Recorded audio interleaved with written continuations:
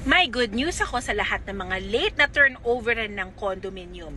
Apparently, kapag late pala yung turnover sa inyo ng unit or meron silang mga ipinangako sa inyo, yung condo developer, na parang may amenities, ganyan, tas hindi naman naibigay or na-deliver sa inyo on time, alam nyo ba na pwede daw kayong magpa-reimburse, magpa-refund in full ng lahat na nabayaran nyo sa pre-selling price nun. Di ba? Kasi bago i-turn over yung property, may hinuhulugan tayo na maliit na halaga. Sabi mo nang nasa 10 to 15,000 to 20,000 yan a month.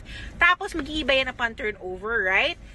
Pero kapag hindi nila na-deliver sa inyo on time yung property, according to Presidential Decree 957, Section 23, i-research nyo pa yan, basta basahin natin yan, ay pwede kayong magpa-refund. Punta lang kayo ng HLURB at ireklamo ninyo yung developer dun sa sitwasyon na nandun kayo na late nga na turnover sa inyo yung property. Meron nag-comment yan sa isang group na basa ko na sabi niya, siya na-try niya na daw yan at nakapagpa-refund siya in full. So, yung mga iba dyan na nagbago yung isip at may reason naman kayo, meron kayong basis para magpa-refund, ay go nyo na yan, pa-refund nyo na.